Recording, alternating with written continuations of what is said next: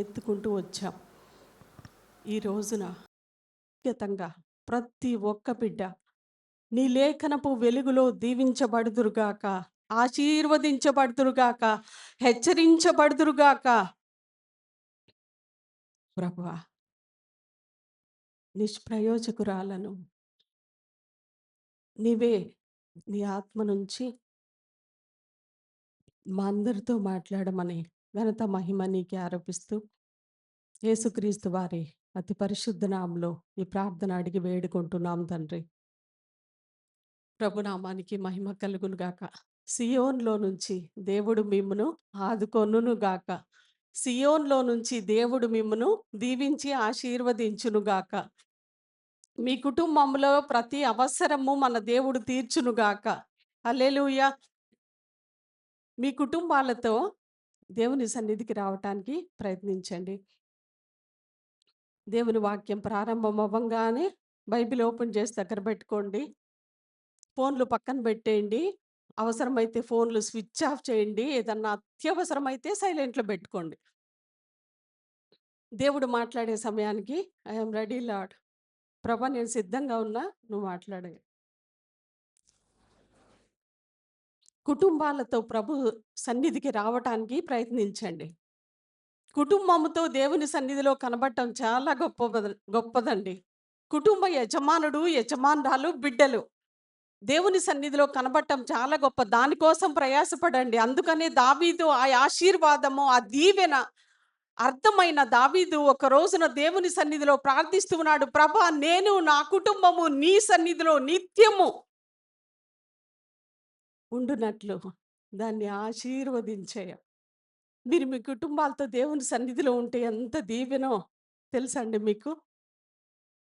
దానికోసం ప్రయాసపడండి, ప్రార్థన చేయండి. ప్రభా, నేను వస్తున్నాను, నా బిడ్డలు వస్తున్నాను, నా భర్త లేడయ్యా నీ ఆలయంలో. దానికోసం ఏడుద్దాం, ప్రతిరోజు ఏడుద్దాం అవసరమైతే. దేవుడు ఖచ్చితంగా మన ప్రార్థన ఆలకించే దేవుడు. ఈరోజు నేను మీకు చెప్పబోతున్న కీర్తనలో ఉన్న సందర్భం. దావీదు ప్రార్థనలు దేవుడు ఆలకించాడు. ఎన్నో ప్రార్థనలు, లెక్కలేనని ప్రార్థనలు, దావీదు ప్రార్థనలు దేవుడు ఆలకించాడు. నేనంట ఈ రోజున నీ ప్రార్థన కూడా ఖచ్చితంగా దేవుని సన్నిధిలో ఆలకించబడుతుంది. ఏంటి ఆ ప్రార్థన? ప్రభువా, నేను నా కుటుంబము నిత్యము నీ సన్నిధిలో ఉండునట్లు దాన్ని స్థిరపరచేయ.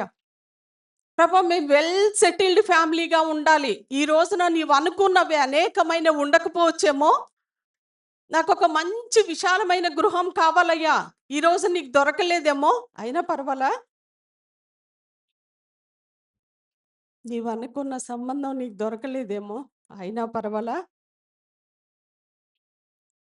ఒక్కటే ప్రార్థన చేద్దాం. ప్రభా, నేను నా కుటుంబం నీ సన్నిధిలో ఉండాలి.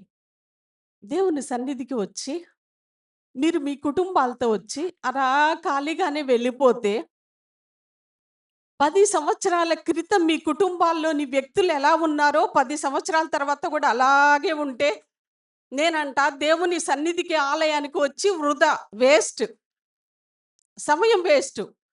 అందుకని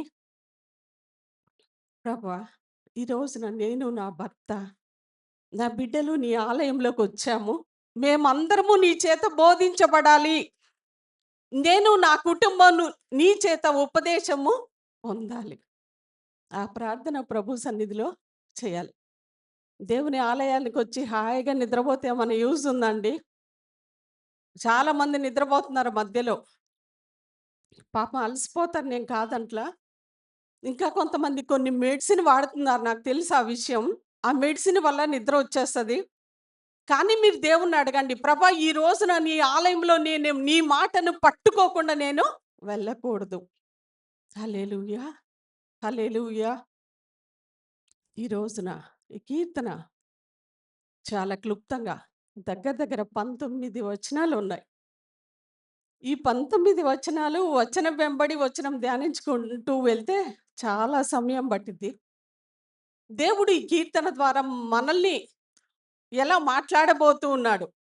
ఈ కీర్తనల గ్రంథం దేనికి అంటే 150 కీర్తనలు మనం చూస్తే ఈ కీర్తనలు మనం ఎప్పుడైతే శ్రద్ధగా వింటామో ఈ కీర్తనల గ్రంథాన్ని మనము శ్రద్ధగా ఎప్పుడైతే ధ్యానిస్తామో ఖచ్చితంగా దేవుణ్ణి ఆరాధించే స్థాయిలో మనం ఒక ఉన్నతమైన స్థానానికి వెళ్ళగలం. ప్రభువుని ఒక నూతన విధానములో, నూతన పద్ధతిలో ఆరాధించడానికి కీర్తనలు మనకు చాలా ఉపయోగపడతాయి. ఈ రోజున మనం చదివిన ఈ కీర్తన ఎవరు రాశారో చెప్తారా ఒకసారి త్వరగా? సొలొమోను కీర్తన. ఎవరి కీర్తన? సొలొమోను రాసిన కీర్తన. ఇప్పుడు వరకు మనము 72 కీర్తనల వరకు వచ్చాము. ఇప్పటిదాకా ఎన్ని సొలొమోను రాసిన కీర్తనలు మనం ధ్యానించామో ఒకసారి చెప్తారా త్వరగా? ఫాస్ట్‌గా చెప్పండి.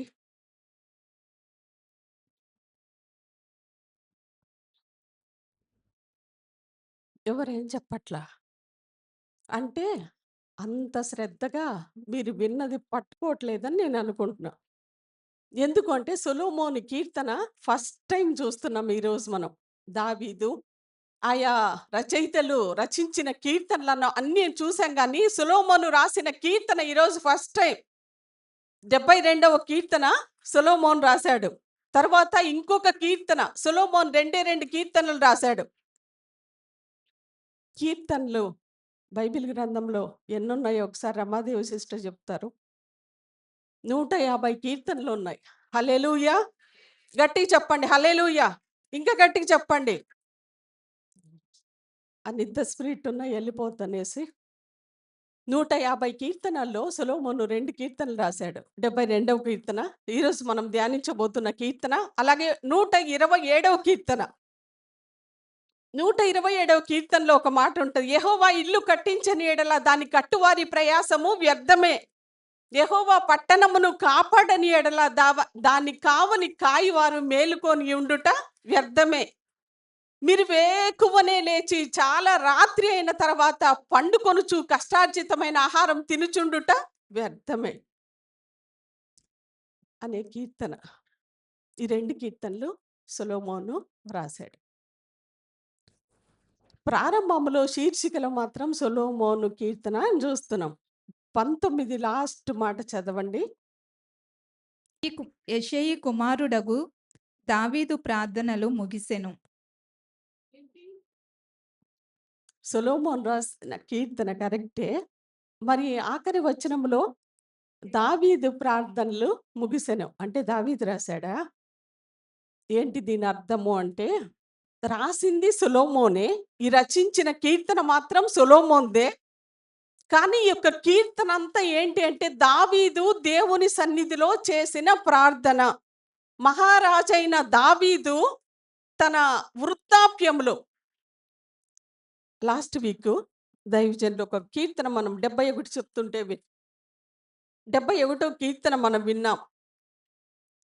9వ వచనంలో వృద్ధాప్యమందు నన్ను విడనాడకము, నా బలము క్షీణించినప్పుడు నన్ను విడువకము. 71వ కీర్తన ఆయన వృద్ధాప్య దశలో రాసిన కీర్తన. ఈ 72వ కీర్తన అంటే ఆల్మోస్ట్ రెడీ టు డెత్. ఎవరు? దావీదు. దావీదు మహారాజుగా ఉన్నప్పుడే తన కుమారుడైన సొలొమోనుకి రాజ్యము పట్టాభిషేకము చేసిన తరువాత దేవుని సన్నిధిలో దావీదు ఒక గొప్ప ప్రార్థన చేస్తూ ఉన్నాడు. ఎవరి కోసం? సొలొమోను కోసం దావీదు దేవుని సన్నిధిలో చేసిన ప్రార్థనే 72వ కీర్తన. అలాగే 72వ కీర్తన ఒక ప్రత్యేకత ఏంటి అంటే ద్వితీయ స్కందము క్లోజ్ అవుతుంది. విజయవంతంగా ద్వితీయ స్కందము క్లోజ్ అవుతుంది. ఏంటి ద్వితీయ స్కందము అంటారా? 73వ కీర్తన పైన ఒక మాటను చదువుతారా? తృతీయ స్కందం. కీర్తనల గ్రంథాన్ని 5 స్కందాలుగా విభజించారు. కీర్తనల గ్రంథాన్ని 150 కీర్తనల గ్రంథాన్ని 5 స్కందాలుగా విభజించారు. ప్రథమ స్కందము, ద్వితీయ స్కందము, తృతీయ స్కందము, చతుర్థ స్కందము, పంచమ స్కందం. ఏంటి స్కందాలు అంటే సెక్షన్స్ అన్నమాట. కొన్ని భాగాలుగా 5 భాగాలుగా, స్కందము అంటే భాగము అని అర్థం. ఈ 150 కీర్తనల గ్రంథాన్ని 5 భాగాలుగా విభజించారు.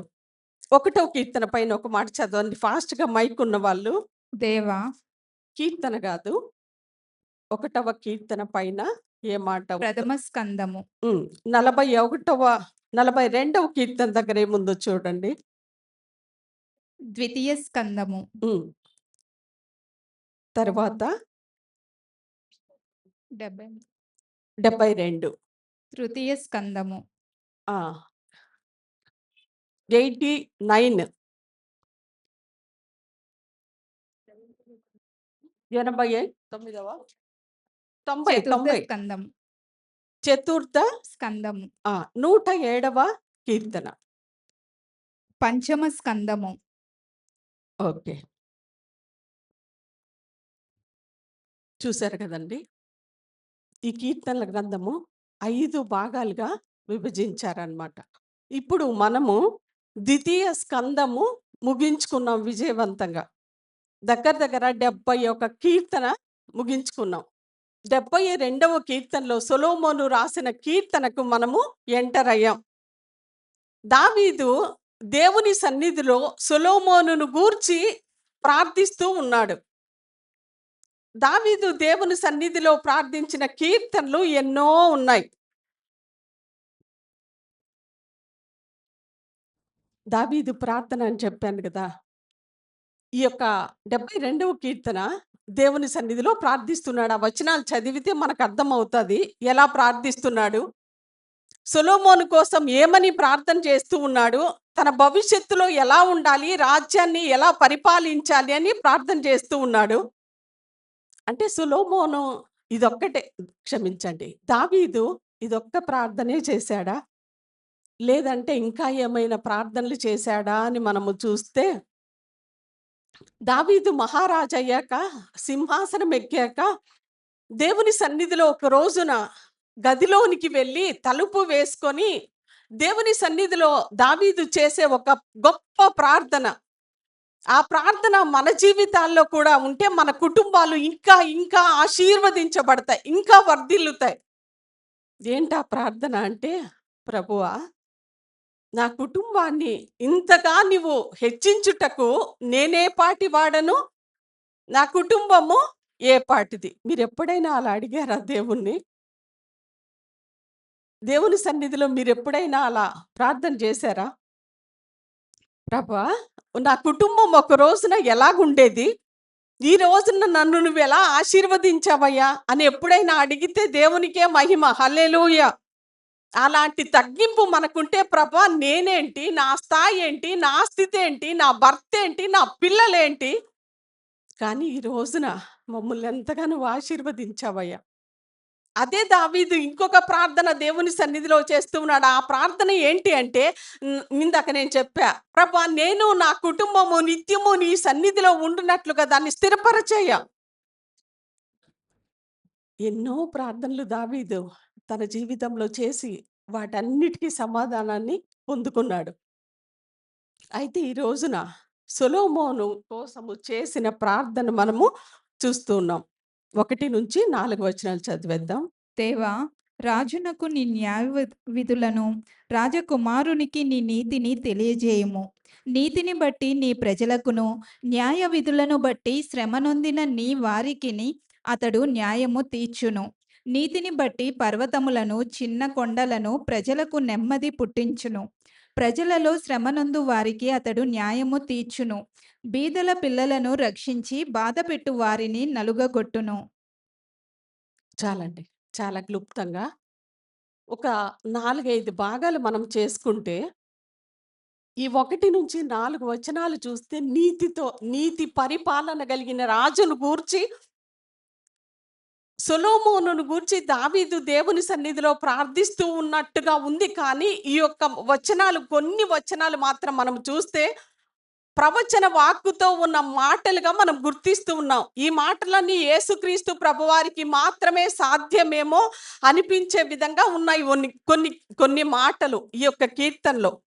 దావీదు అంటూ ఉన్నాడు, దేవా రాజునకు నీ న్యాయ విధులు. ఎవరు ఈ రాజు? దావీదు. రాజకుమారునికి నీ నీతిని తెలియచేయము. ఎవరు రాజకుమారుడు? సొలొమోను.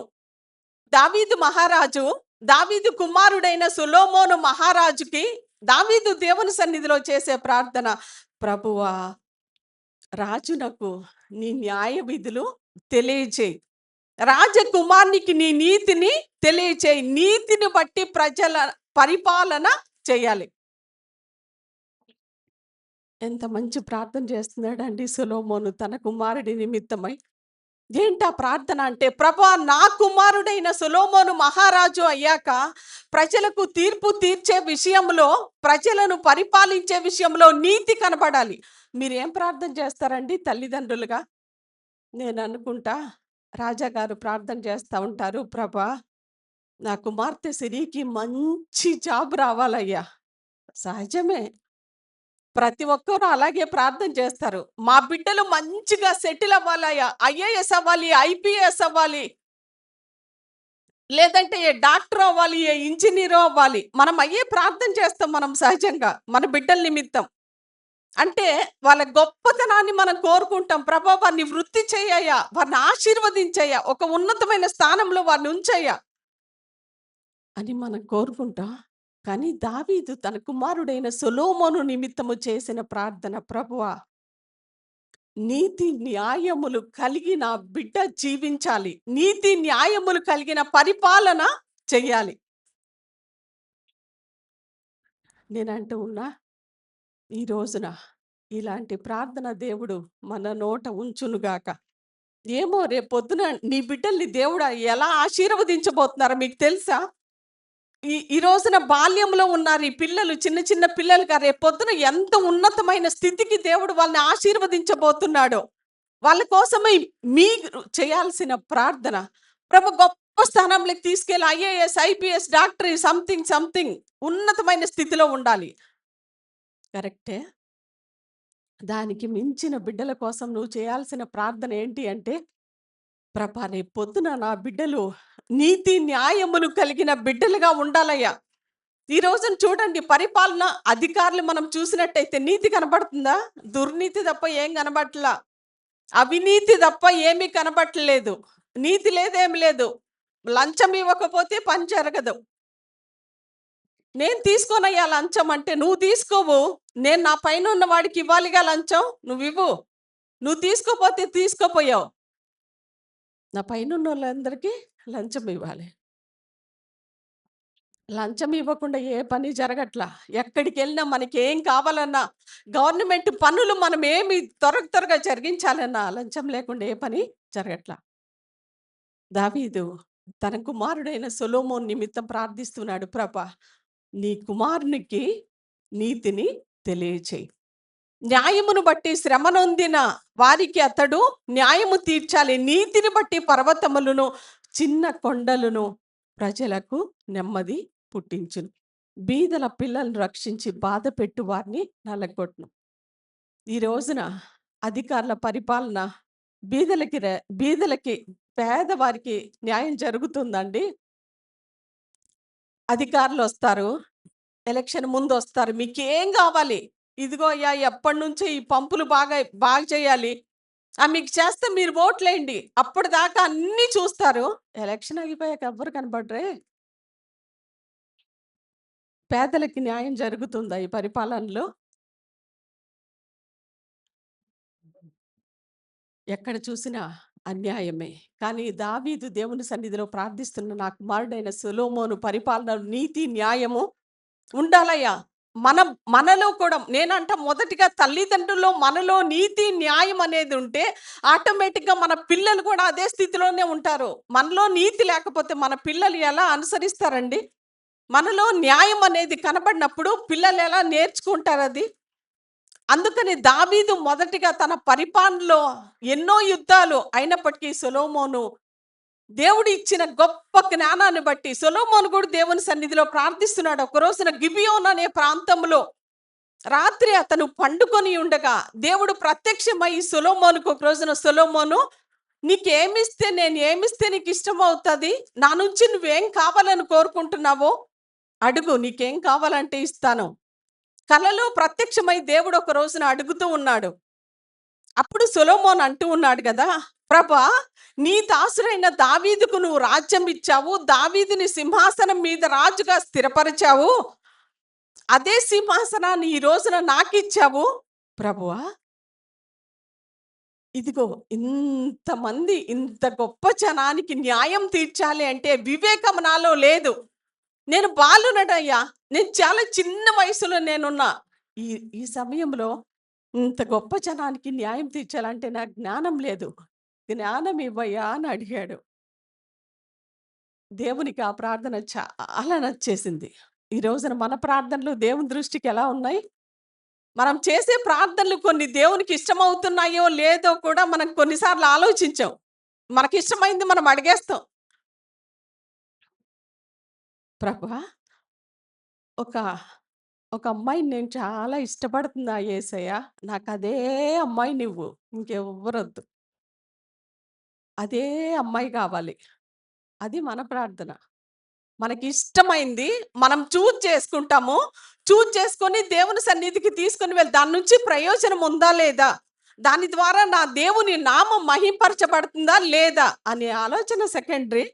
నాకు ఆ అమ్మాయే ఇష్టమైంది యేసయ్య. అమ్మాయి లేకుండా నేను ఉండలేను. ఆ అమ్మాయినే ఇవ్వయ్యా. మీరేం ప్రార్థనలు చేస్తారో మీకు తెలుసు. నేనేం ప్రార్థనలు చేస్తానో నాకు తెలుసు. ఎగ్జాంపుల్ ఊరికే చెప్పా. కానీ సొలొమోను ప్రార్థన చాలా ప్రత్యేకంగా ఉంది. దేవుడు అందుకనే ఆ ప్రార్థన ఆలకించి, సొలొమోను నీవు దీర్ఘాయుష్ను అడగలేదు, ఐశ్వర్యమును అడగలేదు, నీ శత్రువుల ప్రాణాన్ని మాత్రం నువ్వు అడగలేదు, గొప్ప పేరును నువ్వు అడగలేదయ్యా. నేను అనుకున్నా అవన్నీ అడుగుతావేమని, కానీ అవన్నీ నువ్వు అడగలా. ఈ ప్రజలను నా ప్రజలను పరిపాలించే జ్ఞానము, వివేకము కలిగిన హృదయం నాకు ఇవ్వని అడిగావు చూడు. నీ ప్రార్థన నాకు చాలా నచ్చేసిందయ్యా. అందుకే నీకు జ్ఞానముతో పాటు, వివేకముతో పాటు, ఐశ్వర్యముతో పాటు అన్నీ ఇచ్చేసాను ఎల్లు. దేవుడు ఎంత జ్ఞానం ఇచ్చాడు తెలుసా సొలొమోనుకి? దేవుడు అన్నాడు, పూర్వీకులలో నీలాంటి జ్ఞానము ఎవ్వరికీ లేదు. రాబోయే తరాల్లో ఏ రాజులు కూడా ఎవ్వరికీ కూడా నీకున్నంత జ్ఞానం లేదు, నువ్వు వెళ్ళు అన్నాడు. అబ్బా! అంటే ఇప్పటికీ ఎవరు లేరనేగా అర్థం? పూర్వీకుల్లో ఎవ్వరు అంత జ్ఞానం కలిగిన వారు లేరనే కదా అర్థం? దేవుడు ఎంత జ్ఞానం ఇచ్చాడో, ప్రతి ఒక్క రాజ్యానికి సంబంధించిన రాజులు సొలొమోను జ్ఞానాన్ని చూడటానికి వచ్చారంట ఆ రోజున. షేబా దేశమును పరిపాలించే ఒక రాణి, షేబా దేశపు రాణి విని, అమ్మో! ఏంటి ప్రతి రాజ్యానికి సంబంధించిన రాజు కూడా సొలొమోను జ్ఞానాన్ని ఈ విధంగా చెప్పుకుంటూ ఉన్నారు అని చెప్పేసి, చాలా దూరం నుంచి ఆ స్త్రీ, షేబా దేశపు రాణి, ఆమె పేరు కూడా బైబిల్‌లో లేదు. భూమ్య భూమ్య భూదిగంతముల నుంచి అని ఉంటది. ఎక్కడో సుదూర తీరాల నుంచి ఈ యొక్క సొలొమోను జ్ఞానాన్ని చూడటానికి వచ్చిందంట ఆమె. దేవుడిచ్చిన జ్ఞానం అతనికి చాలా గొప్పది. చాలా గొప్పది. అతని రాజ్యంలో నెమ్మదికరమైన పరిపాలన, దేవుని ఆశీర్వాదము, దీవెన ఎంతో సమృద్ధిగా మనము చూస్తూ ఉన్నాం. తర్వాత 11వ వచనం వరకు చదివేద్దాం. 5వ సూర్యుడు వచనం.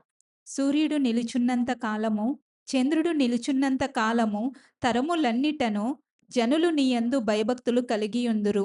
గడ్డి కోసిన బీటి మీద కురియు వానవలెను, భూమిని తడుపు మంచి వర్షము వలెను అతడు విజయము చేయును. అతని దినములలో నీతిమంతులు వర్ధిల్లుదురు. చంద్రుడు లేకపోవు వరకు క్షేమాభివృద్ధి కలుగును. సముద్రము నుండి సముద్రము వరకు, యూఫ్రటీసు నది మొదలుకొని భూదిగంతముల వరకు అతడు రాజ్యము చేయును. అరణ్యవాసులు అతనికి లోబడుదురు. అతని శత్రువులు మన్ను నాకెదరు. తార్షీషు రాజులు, ద్వీపముల రాజులు కప్పము చెల్లించెదరు. షేబా రాజులను, సెబా రాజులను కానుకలు తీసుకొని వచ్చెదరు. హల్లెలూయా! హల్లెలూయా! సమాధాన పరిపాలన కలిగిన రాజు ఈయన.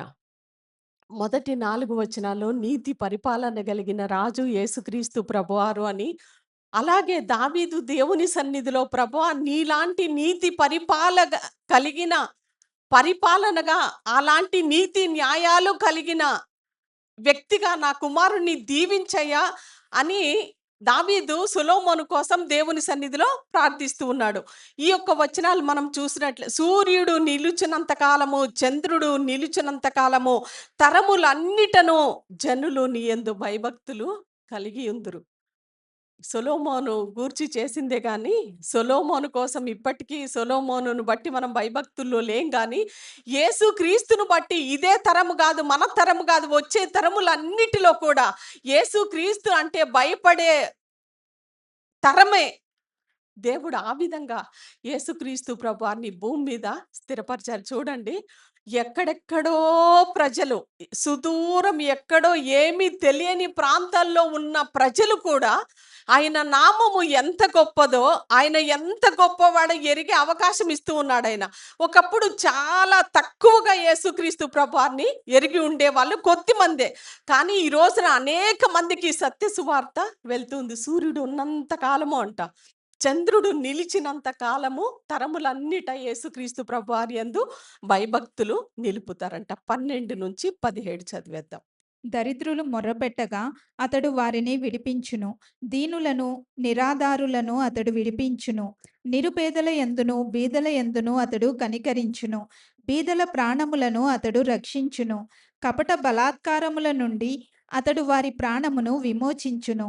వారి ప్రాణము అతని దృష్టికి ప్రియముగా ఉండును. అతడు చిరంజీవి యగును. షేబా బంగారము అతనికి ఇయ్యబడును. అతని క్షేమమునకై జనులు నిత్యము ప్రార్థన చేయుదురు. దినమంతయు అతన్ని పొగుడుదురు. దేశములోను పర్వత శిఖరముల మీదను సస్య సమృద్ధి కలుగును. దాని పంట లెబానోను వృక్షముల వలె తాండవమాడుచుండెను. నేల మీది పచ్చిక వలె పట్టణస్థులు తేజరిల్లుదురు. అతని పేరు నిత్యము నిలుచును. అతని నామము సూర్యుడున్నంత కాలము చిగుర్చుచుండును. హల్లెలూయా! అతని పేరు నిత్యము నిలుచును. అతని పేరు నిత్యము నిలుచును. ఏ పేరు? దావీదా లేకుంటే సొలొమోనా? ఏ పేరు నిత్యము నిలుచుతది? అతని నామము సూర్యుడున్నంత కాలము చిగుర్చుచుండును. అతని నామము సూర్యుడున్నంత కాలం. యేసుక్రీస్తు ప్రభువారి నామము ఎన్నటెన్నటికిని తరతరములు ఆయన నామమును కొనియాడుతూనే ఉంటారంట. ఎందుకు? ఈ రోజున మీరు అనుకోవచ్చు, నాకు న్యాయం జరగట్లేదు, నాకు నీతి అనేది ఎక్కడా కనబడట్లేదు, నేను అనేక సార్లు బాధపడాల్సి వస్తుంది, నన్ను విడిపించేవారు ఎవరు లేరా? అదే 12వ వచనంలో దరిద్రులు మొర్రపెట్టగా అతడు వారిని విడిపించును, దీనులను నిరాధారులను ఆయన విడిపించును. ఈ రోజున మనము చూస్తే వీళ్ళందరి పక్షాన రాజు లేకపోవచ్చేమో, నిరాధారుల పక్షాన, పేదల పక్షాన, ఆధారము లేని వారి పక్షాన, బీదల పక్షాన అధికారులు లేకపోవచ్చేమో, కానీ ఈ యేసుక్రీస్తు ప్రభువారు ఎవరైతే ఇబ్బంది పడుతూ ఉన్నారో, ఎవరైతే బాధపడుతూ బంధకాల్లో ఉన్నారో వారందరినీ విడిపించటానికి యేసయ్య ఈయన ఎల్లప్పుడూ సిద్ధంగా ఉన్నాడు. ఆఖరి 2 వచనాలు చదివేసి ముగిద్దాం. దేవుడైన యెహోవా ఇశ్రాయేలు యొక్క దేవుడు స్తుతింపబడును గాక. ఆయన మాత్రమే ఆశ్చర్య కార్యములు చేయువాడు. ఆయన మహిమగల నామము నిత్యము స్తుతింపబడును గాక. సర్వభూమియు ఆయన మహిమతో నిండియుండును గాక. ఆమేన్, ఆమేన్. ఆమేన్. యెషై కుమారుడగు దావీదు ప్రార్థనలు. మోస్ట్లీ దావీదు దేవుని సన్నిధిలో చేసిన లాస్ట్ ప్రార్థన అనుకుంటా ఇది. చనిపోయే ముందు దేవుని సన్నిధిలో, ప్రభా, నా కుమారుడైన సొలొమోను రాజ్యంలోనికి వచ్చిన తర్వాత నీతి న్యాయముతో కూడిన పరిపాలన జరగాలి అని చేసిన లాస్ట్ ప్రార్థన. ఈ ఆఖరి మాటలు, దేవుడైన యెహోవా ఇజ్రాయేలు యొక్క దేవుడు స్తుతింపబడును గాక, ఆయన మాత్రమే ఆశ్చర్య కార్యములు చేయువాడు. ఈ మాట మనము నమ్మితే చాలు. భూమి మీద ఆశ్చర్య కార్యములు చేసేది ఎవరండి? ఆకాశము నుంచి మన్నాను కురిపించిన దేవుడెవరు? ఆయనే. ఎన్నో అద్భుత కార్యములను చేసిన దేవుడు ఆయనే. మనం ఒక్కటి నమ్మాలి, భూమి మీద గొప్ప కార్యములు చేయవాడా ఆయన ఒక్కడే. నన్ను విడిపించటానికి సమర్థుడు ఆయన ఒక్కడే. మనము ఎలాంటి బంధకాల్లో ఉన్నా సరే, ఎలాంటి కష్టములో ఉన్నా సరే, ఎలాంటి అవసరతలో మనము ఉన్నా సరే, మహాశ్చర్య కార్యములు చేయువాడు ఆయన ఒక్కడే. దేవుడు మనందరి జీవితాల్లో గొప్ప కార్యములు జరిగిస్తూ, ప్రభువునే మన జీవిత కాలము స్తుతించే బిడ్డలుగా దేవుడు మనల్ని స్థిరపరచును గాక. ఆమేన్.